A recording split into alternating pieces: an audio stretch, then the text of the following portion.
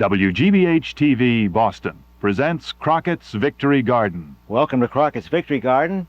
I'm Jim Crockett, and today I'm going to show you how to evaluate your garden soil so that even though you've never had a garden before, you can have a great one this year. And then I'm going to show you how to multiply a single dahlia tuber into a dozen or more plants to plant out this year. Then we're going to prune and prepare a faded azalea so that it'll blossom again next year. And in my plant clinic, I have a fancy cousin of the asparagus fern that needs a shot in the arm. But first, let's look what's been happening here in the greenhouse in the last few days. This lily has just come into blossom, a lovely variety called Gold Coast. Nice thing about it is this plant can go into my garden outdoors after it's through flowering here. It will multiply in the garden and grow year after year after year, increasing in beauty. Now, these bulbs were planted in December, grown on a cool spot about 60 to 65 degrees with bright sunshine. You can do exactly the same thing in your own home and produce lilies like that. Now I'd like you to follow along and see what's been happening to our little coffee seedlings. Finally, we have 6 of them out of the ground from 6 seeds. For a while I didn't think any were coming up until we increased the temperature to about 80 to 85 degrees underneath, and then they popped practically overnight. Now someone wrote in just this week and said, I have a coffee tree that's a foot tall and it hasn't blossomed yet. What's wrong? Well, it's just not old enough. Usually the coffee tree will have to get 3 or 4 feet tall before it sends out its little white flowers. They're exceedingly fragrant, and they're very fleeting. They won't last long, but they are delightful while they're in blossom. Now you'd like to know, I'm sure, about what stage your seedlings should be in right now. Now here are some seedlings of a hollyhock. Again, I put 1 hollyhock seed, which is quite large, into each of these peat pellets, and we have a half a dozen plants. Now these are going to my cold frame to harden up, get tough, before I set them outdoors. Another plant which is coming along now is the petunia. Now you see what these look like? Young little plants nearly ready to go into our cold frame to harden. Now it's not too late to start any of these. You might have preferred to start them earlier, but it's not too late to start them right now on your windowsill. Another one which I am not going to put into my cold frame are these celery seedlings. Now celery, if that gets too cold while the plants are young, that is below 55 degrees, when you set them in the garden, they send out flower stalks instead of edible stalks. So these would like to be relatively warm. This is a celery, not too late to plant them. Then next to it I have the little blue flower called the floss flower or ageratum. Fluffy blue blossoms. These grow quite rapidly, still can plant the seeds. They want full sunshine. Rather cool temperatures keep the soil barely moist. These will be great for the garden this summer. Will blossom all summer long. Then you see my little seedlings of the wax begonia. 3 weeks ago, those seedlings were so small I could hold each of them on the tip of my knife blade. Now they're as you see, almost 2 inches across. I put 2 in each one of these little containers. They're ready now for dividing, and each would have its own compartment. Now, while we're talking about plants indoors, and you've heard me talk about many of the flowering bulbs, the spring flowering bulbs, and you've seen the tulips and daffodils and hyacinths. But how about this one, which is called Glory of the Snow, or Chionodoxa. This comes from the mountains of Turkey. It's extremely hardy. As you see, the pole plant in full blossom is less than 6 inches tall, just a good size to put on a windowsill. Plant these bulbs in October, put them outdoors as we did in a cold frame or in a bed where you can keep them from freezing during the winter. This has been inside now about 3 weeks. I just think that the Chionodoxa is certainly one of the most delightful of flowers. Now, while we're at some of these small bulbs, let me show you this little one here. This is a dwarf type of narcissus. You can see the relative size of the bloom. just as hardy as the great big ones, but a right size for a windowsill. Again, you save these bulbs and plant them outdoors afterwards. Very, very fine. Small type of narcissus. We had a letter this week from a lady who said, I have a lantana that I think is dead because all I have is dry sticks. Well, if your lantana doesn't have leaves on it now, I'm afraid it might be dead. This plant has blossomed last summer. We cut it back and it's forced all this new growth. And here on the ends of the stems are new flower buds beginning to show. Now we were able to get 5 little cuttings from that. Each one of them has grown. We have rooted them, and here we have 5 more lantanas that will blossom all summer long. Then I want to show you this type of browelia. This one is called silver bells, and as contrasted with the purple one, which I like better because the flowers, although just as numerous, are larger, have a lovely blue color. But if you want something different in a white browelia, this is it, called silver bells. Still time to plant the seeds. It would be nicer if you could have planted them a couple of months ago. Then, you know, we've talked about damping off and how terrible that is for seedlings, how it just wipes them right out. Well, here we planted onion seeds, covered them over with milled sphagnum moss. And you can see this moss, not soil, but the sphagnum moss kept damp. Not a sign of damping off, and a beautiful crop of onion seedlings, which are now ready for transplanting, as I have done here. Move them, set them about 1 inch apart in another container, and let them grow on. I can set those out into my cold frame for a couple of weeks, and then they can go right out into the garden because they're very, very hardy. I should say this thing about onions. You can sow the seeds directly outdoors, but you know they come up looking just like grass, and they're very tiny and slow starting. It's a big job to keep them weeded, and the roots are very, very shallow, and so they dry out readily. I much prefer to start my onion seeds indoors, and it's still not too late to start them if you haven't done so. Well, my real feature for the day is your garden soil and what you can do to improve it. All of the various things that are necessary for a garden, first of all, is sunlight. And that's something over which you have no control. If you don't have sun, a good sunny spot for at least 6 hours a day, don't try to grow vegetables. Grow some shade-loving flower. Now, some of the things that you can control: the fertility of the soil, the moisture, the drainage. You can control the weeds, the insects, and diseases. And you can control the soil itself. Now, soil is not dirt, but soil is that 12 inches on the top surface of the earth in which almost all of the trees and herbs grow.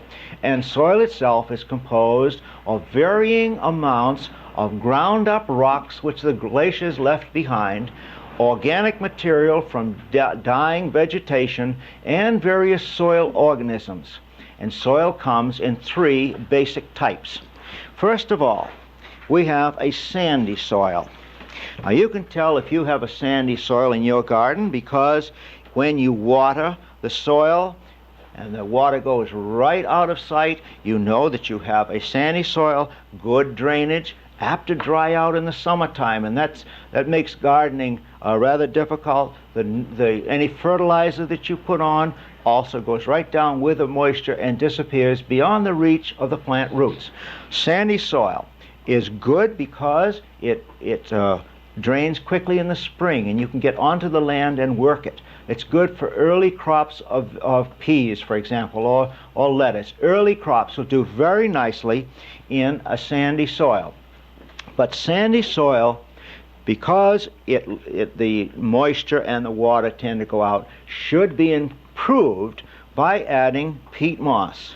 And this is that familiar material, sphagnum peat moss, available at any garden center in the United States or Canada. Beautiful stuff because when mixed into a sandy soil, acts as a sponge, holds the moisture, holds the nutrients so that the plants can get it. When I have a sandy soil, I add about 3 inches of peat moss to the surface, and if lime is needed, add that at the same time. Dig them in as homogeneously as you can. If you don't have a if you want to use a spade, fine. If you can get a rototiller, all the better, because it churns them all together and gives you a nice even texture mixture. That is sandy loam and how to improve it. Well, at the other end of the spectrum, we have clay. And I should tell you that this is the kind of thing that I started with right out here in my garden last year. Clay is the material from which crockery and bricks are made, and it's sure tough on a plant's roots. You know if you have a clay soil because every time it rains, there are puddles forming on the garden. If you pick it up when it's wet, it feels like grease. When it dries, it becomes a clod, just like a brick. No root can go through this kind of material. What it needs to do is to open up. Let the air in and let the roots in. Fortunately, the same thing that works on sand works on clay. Peat moss, 3 inches on the top of the soil, dug in just as thoroughly as you possibly can, allows this soil to become perfectly good. Let me show you. Just yesterday, I took a clod of clay, just exactly like that, mixed some peat moss with it, and this is what I have. A mixture of clay particles and peat moss particles. Now this will allow moisture in, will hold the nutrients, will allow the air in, and plants will grow beautifully. Now you might say that you're stuck with the kind of soil that you have in your own backyard, but any soil can be made to grow a beautiful crop, so don't despair. Now, probably as familiar word as you can find in gardening is the word loam. Well, loam is a mixture of coarse and fine particles in practically equal amounts, about half sandy soil and half fine textured clay. This is the kind of soil that you pray is in your garden. This is the kind of soil that a farmer has in his fields. It drains quite well, and yet it doesn't dry out in drought. It has quite a bit of organic matter in it naturally, and loam is, again, loamy soil is usually the top 6 or 8 inches of a good garden. Beneath that you can get a soil without the organic matter. It's called, lighter in color, called the subsoil. This is perfectly great for gardening, but even loam can be improved by adding the peat moss to it and digging it all in together, and that makes this just twice as good as it ever was before.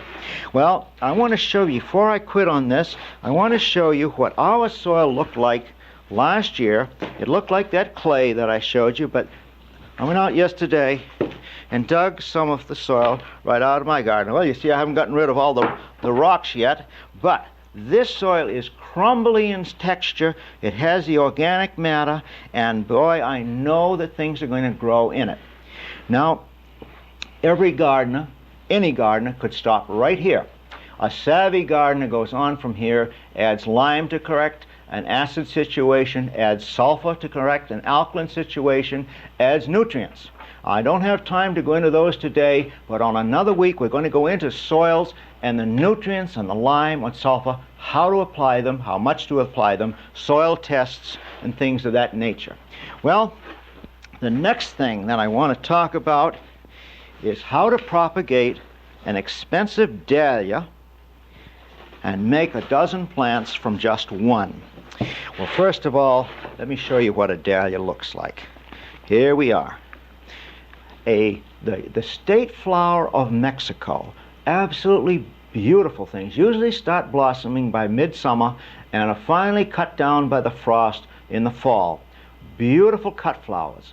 Great in the garden. They come anywhere from the size of a button to the size of a dinner plate, in every color except blue, and many, many various types of petal formations. Dahlias. You can spend 50 cents for a tuber, you can spend $50 for one. But let's say that no matter how expensive they are, you can only get one plant from a tuber at one time if you plant it in your garden. But if you do, as I'm going to show you, we can get a dozen plants from it. Now this is a clump of dahlias dug last fall in my garden, stored in a cool place over winter. This right here is last year's flower stalk. Here is one of the petals, the roots that got twisted at the top and is not going to grow. This part is all dried off. You have to have a connective tissue between the tuber itself and this crown at the top. And if you have your own, this is how you would do to divide them. You cut through so that you get a piece of tuber like that. This part will show up buds, and this is where we go. Now here is one which 4 or 5 days ago from the same clump that I planted in a pot, and if you look very carefully, you see those little dark spots. 3 or 4 little dark spots started. Those are new stalks. When they get up here about 3 or 4 inches tall, I'll take cuttings of them and root them, and we'll get a dozen or more new plants from this one in this coming year.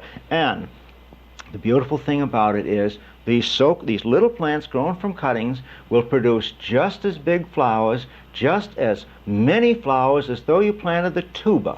Now I should say this, that dahlias are addictive. Once you get started with them, you'll want more and more varieties. No dahlia grower is going to be cross at me for showing you how to produce more dahlias.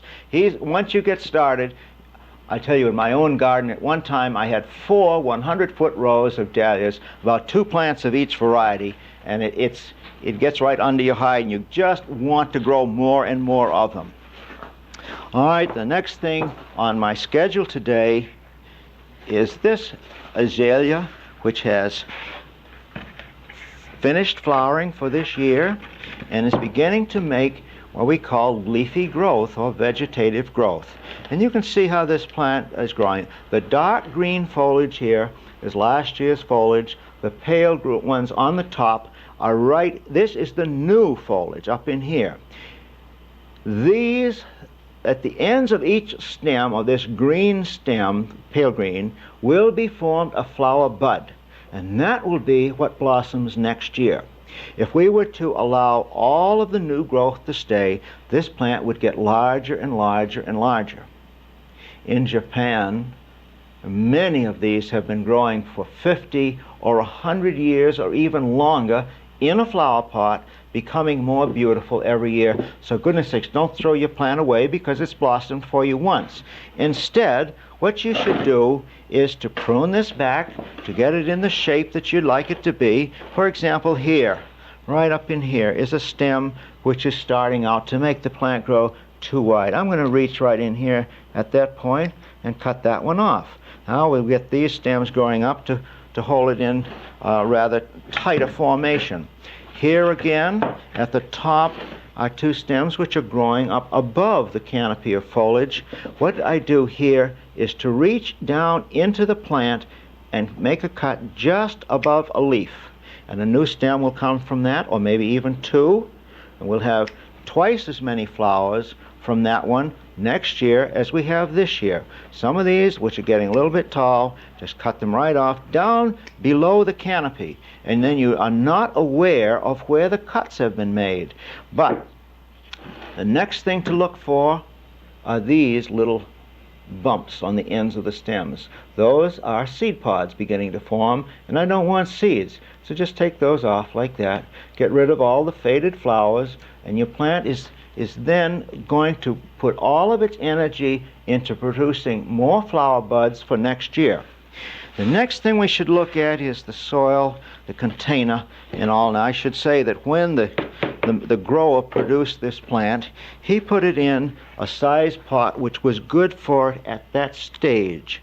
It's growing, this is solid roots, just a sponge of roots, and is now ready to go into a little bigger flower pot. And I would say that this one is certainly large enough. We can put a little bit of drainage on the bottom of this, usually about an inch of drainage, and I'm going to use a potting soil. In this one I'm not going to use a potting soil. Back up here, on an azalea you should use peat moss, because peat moss is acid and azaleas want acid soil. So we'll just use plain peat moss, or if you want to, you can use a mixture of half peat moss and half sand.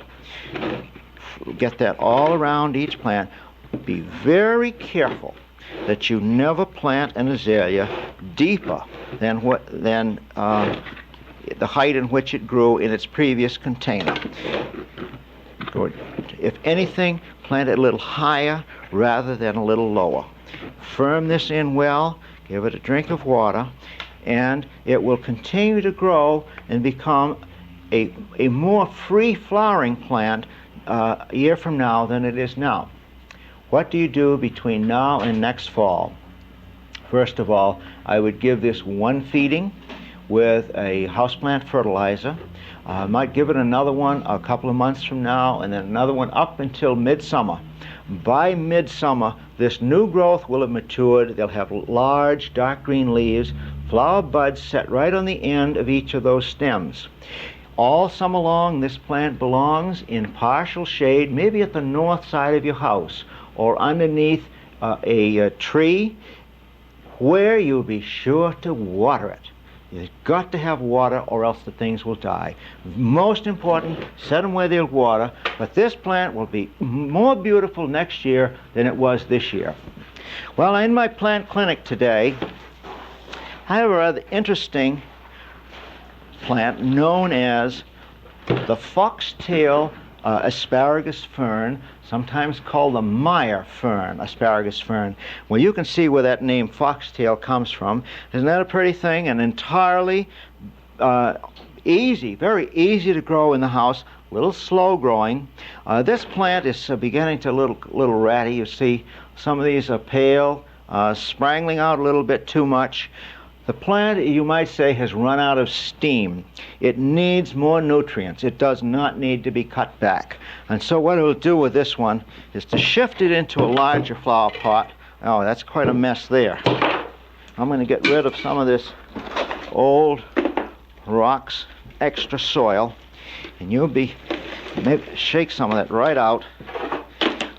All of those bumps that you see on the bottom are the normal roots of an asparagus fern, as all asparagus ferns do have those nodules. This is not a disease. This is the good proper growth.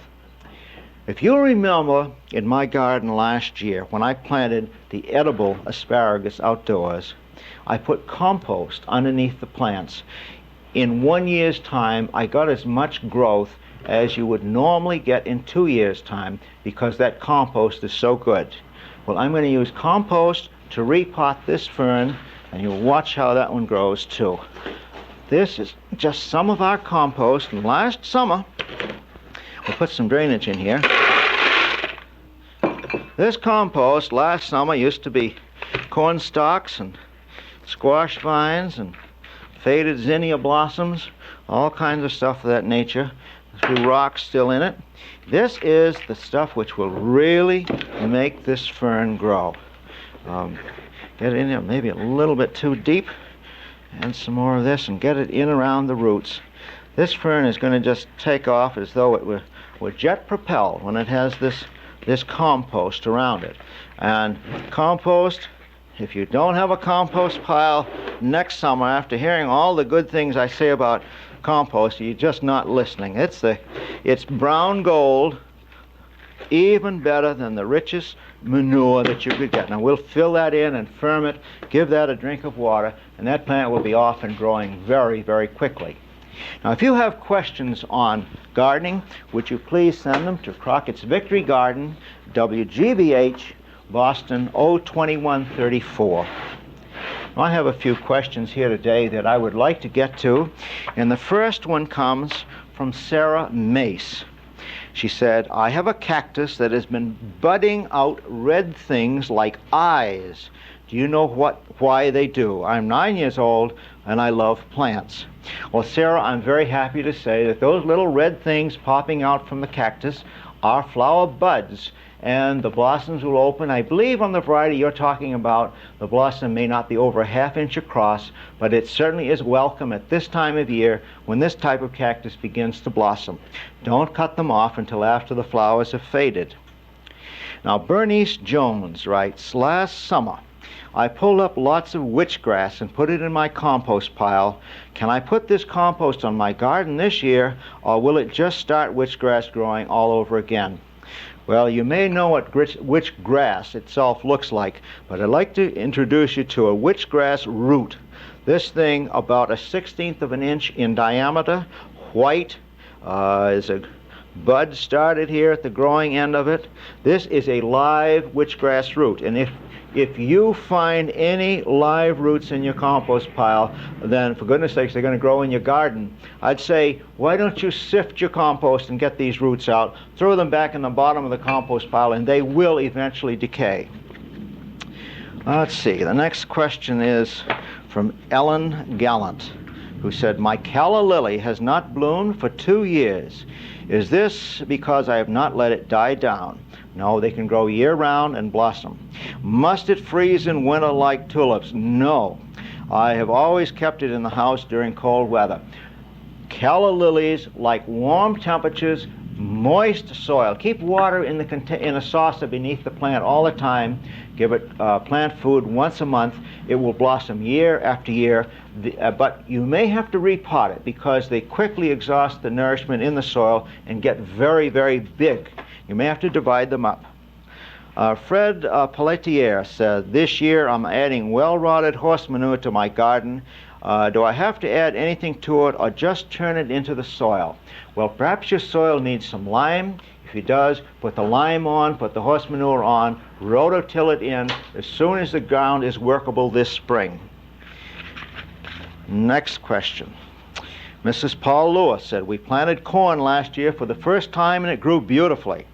The problem was that as soon as the corn was large enough to pick, it was devastated by squirrels. Nothing worked to frighten them away.